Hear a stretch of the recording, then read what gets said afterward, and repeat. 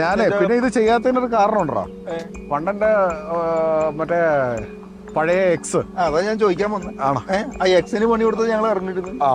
അവളെ എനിക്ക് ഒഴിവാക്കേണ്ട ഒരു ആവശ്യം ഉണ്ടായിരുന്നു. കാരണം എന്ന് പറഞ്ഞാൽ ദുഷ്ടാന്നല്ലടാ, നമ്മള് നമ്മുടെ ലൈഫ് നശിക്കുന്നു തോന്നിക്കഴിഞ്ഞാലും നമ്മൾ മാറേണ്ടത് ഒഴിവാക്കേണ്ടതിന് ഒഴിവാക്കാൻ പഠിക്കണം. അല്ലെ പിന്നെ ഞാനൊരു സൈക്കോളജിസ്റ്റും ഇതായിട്ട് നടന്നിട്ട് കാര്യമില്ലല്ലോ. ഞാൻ എന്ത് ചെയ്തു എന്നറിയോ? ഞാനിവളും മറ്റേ രാത്രി സിനിമയും കണ്ടിട്ട് മറ്റേ അനബെല്ല കണ്ടിട്ട് രാത്രി വരുന്ന വഴിക്ക് ഇവളെന്റെ അടുത്ത് ഇങ്ങനെ ഓരോ കാര്യം, അച്ഛാ അത് അങ്ങനെയാണ്, അച്ഛാ ഇത് ഇങ്ങനെയാണ്, അച്ഛാ അത് അങ്ങനെയാണ്, മറ്റതാണ് മറിച്ചതാണെന്നൊക്കെ പറഞ്ഞു വെച്ചിട്ട് ഞങ്ങളിങ്ങനെ വന്നിട്ട് എന്റെ അടുത്ത് ചോദിച്ചു നമുക്ക് ഫോട്ടോ വെച്ചൊരു പോയാലോ എന്ന് ചോദിച്ചു. ഞാൻ പറഞ്ഞു അവളുടെ ആഗ്രഹമല്ലേ, വാ പോവാടോ. കാരണം ഞങ്ങള് ഫോട്ടോ വെച്ച് പോയി തിരിച്ച് കറങ്ങി ആ മറ്റേ ജൂയിഷ് സിമിട്രിയുടെ അതിലേക്ക്, ഡച്ച് സിമിട്രിയുടെ അതിലേക്ക് വന്നു.